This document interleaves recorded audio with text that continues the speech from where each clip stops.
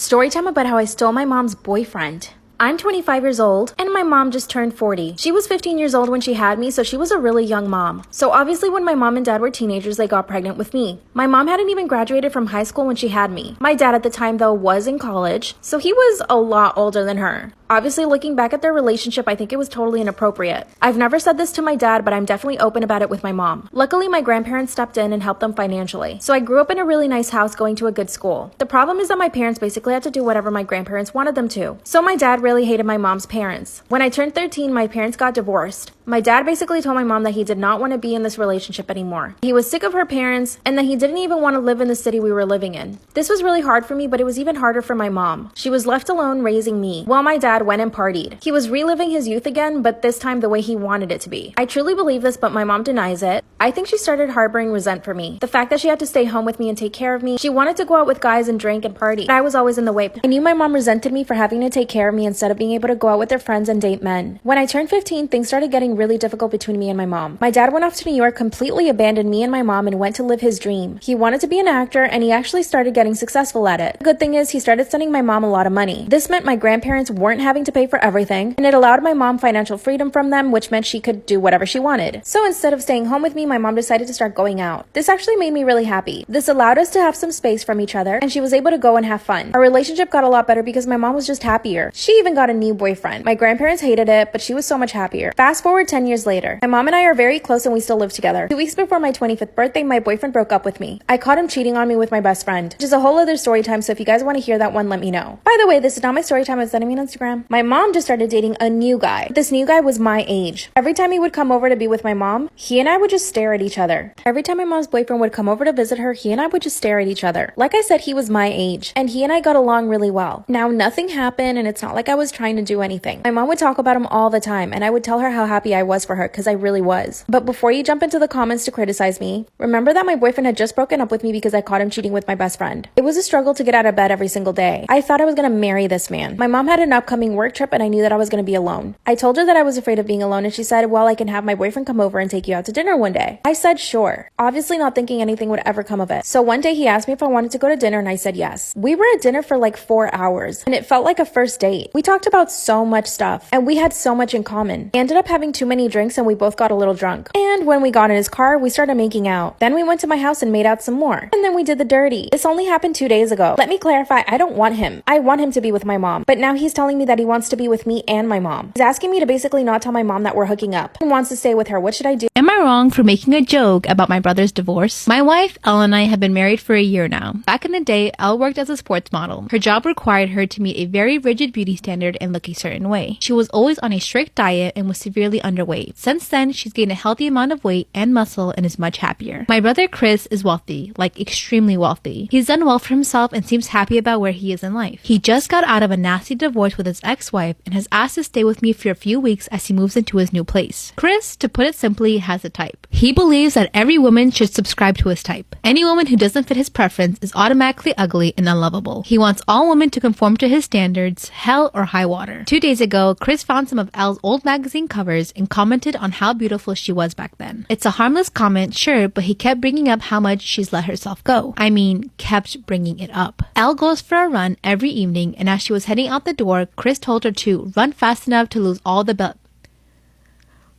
I gotta read it again. Run fast enough to lose all the flabby bits. She rolled her eyes and laughed it off, but I told him to shut up. The next day when Elle went to the gym, he told her to make sure to return to her old figure. Again, I told him to shut up and stop fixating on my wife's body. Despite all of his comments, Elle is a little unfazed by all of it. She says that she's used to it. By the end of the day, I was completely exhausted from listening to him. I was at my end, but Elle again brushed him off with a smile and with a laugh. When Elle served him food, he made a joke about paying for her tummy tuck so that I can marry the right version of Elle. The right version being the skinnier version of her. That comment set me off. I told him that his wife married the wrong version of him and to pack his shit and leave my house. He did not take kindly to this and complained about how insensitive I was to his situation and how I made a low blow. He eventually left, but Elle tells me that I could have kicked him out without the comment. So am I the asshole? Am I wrong for expecting my girlfriend to pay for my birthday dinner? The birthday person never pays for their own meal, just Putting that out there. This birthday was the first that I have celebrated with my girlfriend. We have been dating for 7 months now. For my birthday, we had planned to go to a pretty nice restaurant. She didn't get me any presents or surprises. I won't complain about that though. I enjoy presents, but understand that some people just don't care to give them. Because of this, and since it was my birthday, I expected her to pay for my meal. I almost always pay for her meal, so I figured for this occasion that it would be flipped. We go to the restaurant and ordered our meals. The waiter finally asked if this was going to be together or separate. Before I could say anything, she blurted it out together. I assumed that this meant that she was going to be paying for both of us. I smiled. Oh my god, I feel so bad.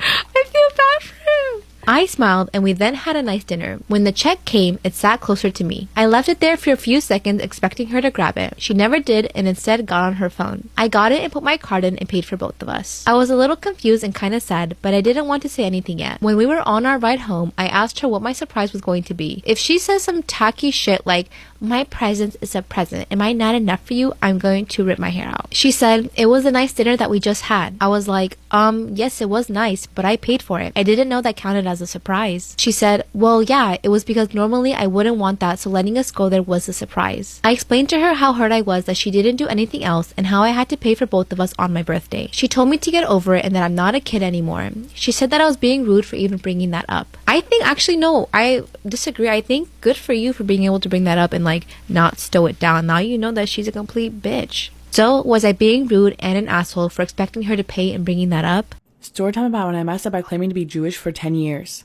So 10 years ago, after a bad breakup, I decided to cheer myself up by getting back into tabletop gaming, a hobby I'd largely given up. I discovered meetup.com and responded to a handful of posts from people looking for new players for their games. But the first few I responded to weren't great. One of them was really far away, another one already had 8 players, etc. So I started going into these events with the mindset that I very well may never see the people that I meet ever again. Flash forward to a post by a guy I'll call Derek, looking for people to join his D&D game. And Derek and the other guys who were there, let's call them Philip and Matthew, all seemed easy to get along with. So far, so good. Everything was going great until Matthew suggested we order pizza. So Philip looked up a place on his delivery app, we collectively decided what we wanted to get, and then Philip announced that the place had a special where we could get bacon as an additional topping for no cost. Ah, free bacon, the classic Jewish dilemma, I quipped. Matthew's expression immediately changed, and Derek said that I shouldn't make jokes like that because Matthew was Jewish. Now, I didn't mean to offend anyone with my stupid little joke, and I certainly don't have any ill will towards Jewish people in general or Matthew specifically. And I was still thinking that it was very possible that I never see these people again. Even if Derek and I did hit it off, what are the odds that Matthew, or for that matter Philip, will be back next week? So to smooth things over, I said that I was okay because I was also Jewish.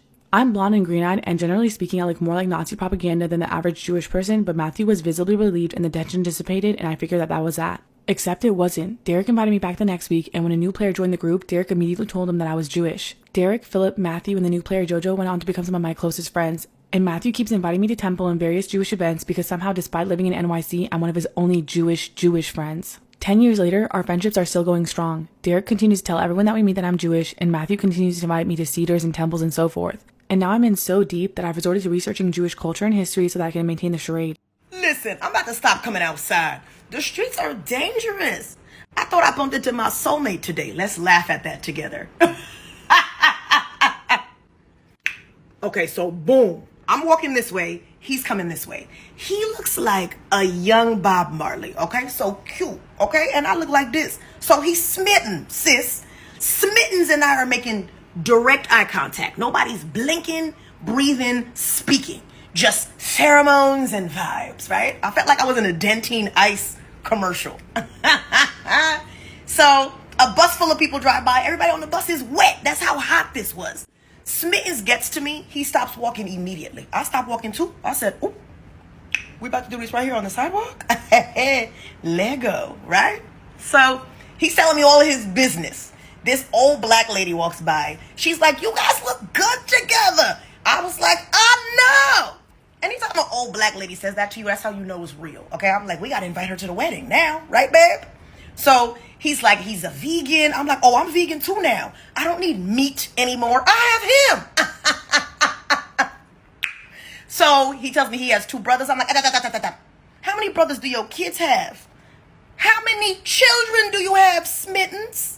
Girl, 10 kids. I said, why are you talking to me? Take your slutty ass home. And don't make direct eye contact. I don't want to get pregnant. It's story time! My first time going into a makeup store in over a couple of years, and I actually leave the store bawling my eyes out. Before I start, I just want to say, holy wow, I'm going through all my Instagram messages trying to respond to everybody, and just reading these stories of what everybody has gone through in different makeup stores is just It's so sad. And also thank you to everybody for all the sweet, encouraging words and all the duetted videos. I have watched them and I feel so empowered to go on YouTube and watch a makeup video. And yes, you're gonna notice that I'm smiling a lot, and that's because I am very uncomfortable. I never thought I had to do a story like this. I just love people and I just wish we all could be nice. Okay, as most of you know from seeing my previous videos, I do not wear makeup. I didn't wear makeup on my wedding day, and it's not because I don't want to, it's because I don't know how to. And this day, I actually was like, you know what, I'm gonna go get some eyeliner because I know how to do lashes, so I mean, why not eyeliner? And let's see what else is in there, because maybe I'll find something fun to do, maybe some fun eyeshadow I could try or something, you know? Okay, so I get to the makeup store and I'm walking around for like 10-15 minutes and I realize I have no idea what I'm doing. I'm not gonna lie, I was intimidated. I was a little intimidated. At this point, I realized I needed help and I couldn't find anybody, so I went up to the front and I was like, hey, can one of you guys help me? I'm looking for an eyeliner with a brush tip. And one of the girls looks at me, she's like, yeah, I'll help you. And as I'm walking away, I hear one of the girls say, how stupid, they all have brush tips.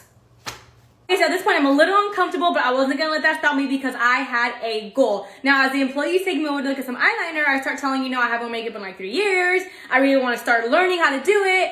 And once we get to the eyeliner, she is just like, all tuned. She does not want to be there. I think she's like having a bad day or something. So after like 2 minutes, I'm like, thank you. And she just walks off and I continue walking around the store. And as I'm walking around, I hear the girls up front saying such mean things. And I know they're talking about me because I make eye contact with them more than once. I'm not going to repeat what they said because it's just not worth it. But the one thing that really did get to me was when I heard one of them say, some people just shouldn't wear makeup if they don't know how. And at that point, I was done. I was defeated. And as I was walking out the door, I made eye contact with all of them and they looked at me and laughed at me. And I'm sure not all Ulta stores are like that. These girls are probably just having a bad day and I just happened to walk in at the wrong time. And yes, I still do want to learn how to make up. I want to learn to contour. I want to learn to do all that. But the thought of going into another makeup store right now alone really does scare me. But I know it won't be that way all the time. And I know I'll figure this makeup stuff out. I married my husband 3 years ago. He was divorced and previously widowed. He has 2 daughters, Annie, who is now 26 from his first marriage, and Amy, who is 17 from his second. My husband told me about his late wife, his ex-wife, the issues they had in his blended family when he remarried, and Annie was not on board with him remarrying, and the fact that this strain ended his second marriage. He was also honest that Annie never forgave him for remarrying and never wanted to do anything with Amy or him after she turned 18. What he didn't tell me was the major role he played in all of this. I found this out 3 weeks ago at dinner with his extended family. The story as I know it, when Amy was around 5 years old, she took a special interest in a necklace that belonged to his late wife. My husband gave the necklace to Amy, which upset Annie because all of her mother's possessions were meant to go to her. My husband told Annie that it was just one item and she needed to get over it because Amy was entitled to have something too. Annie had brought up that it was a piece her mother wore the most. My husband told her it was a special gift to give to her sister, that she was being selfish. His ex-wife told her that her mother would want someone as special as your sister to have a piece of her as well. Annie never got over it. She tried to take it from Amy and was punished. The last time she saw any of them, she told them all to go to fucking hell. Amy still has the necklace too. She's let it get into a bad way and talks about it as if her dad bought it for her. I was shocked. I would have never expected my husband to be that way. He was very unapologetic about it and told me that Annie would have to get over it someday. I told him that he should be ashamed of himself, that he should have allowed Annie's mother's possessions to be her to do with as she chose, and that Amy did not give a crap about his late wife or the significance of those items, but Annie would have. I told him that he would be incredibly lucky if his daughter ever speaks to him again and that I would not blame her if she never did. He was furious that I judged him. His family said I should take my husband's side over his daughter who I don't even know, except for the nephew and niece who told the whole story because they also think my husband did a fucked up thing. Am I the asshole for telling my husband that he should be ashamed of himself for what he did?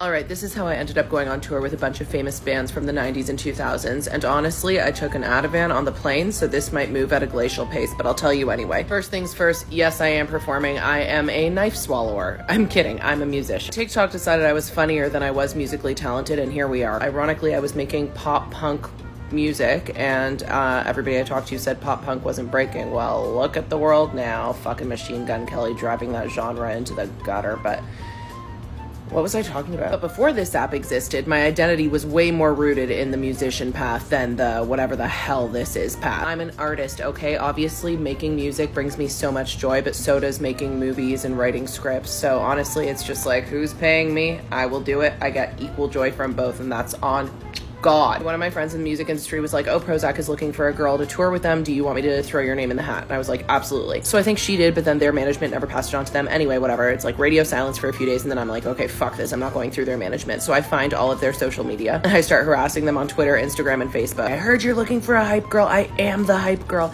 So anyway, eventually someone answers me, and they go, hey Sam, can you send us a video of you singing and dancing? Sucks to be you. I'm like, all right. So I go to my room, I film this video. It's the most cringe shit I've ever made. Like, then there was like a harrowing few days where I'm like, ew, I just sent them this fucking weird video and just no one's responding to me. They're probably like, okay, bitch. But then they got back in touch with me and they were like, yeah, hit the road with that. Original hype girl is one of the band members' wives and she was pregnant. So they needed a new one and I just begged. That was in 2019 and now we're on a different tour. We're in Calgary. We're playing with Aqua.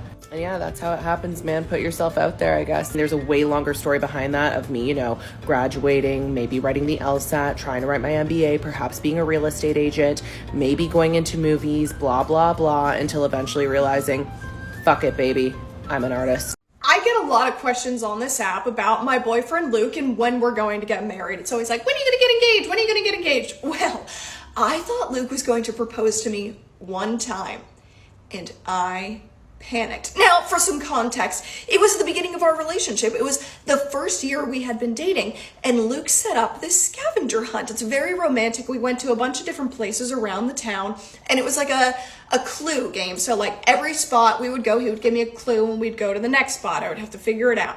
Well, at the end, he goes, okay, we're going to a new spot. You've never been, and we're going to create a new memory here.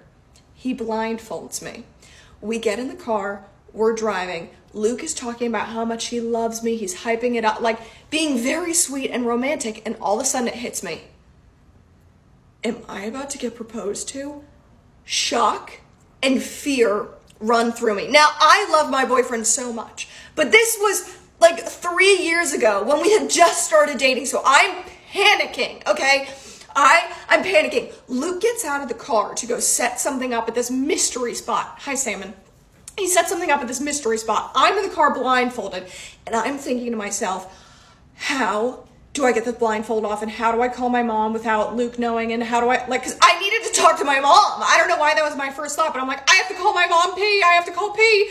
I start panicking. I'm like, oh my God, what am I gonna do? My armpits are sweating. My nails aren't done. I love this man, but I feel very young to be getting engaged. I'm panicking. Luke comes to get me out of the car. I don't have time to call my mom. He brings me over. He unblindfolds me. He's like, I know you don't recognize this new spot. It's going to be a new memory for us, yada so and such.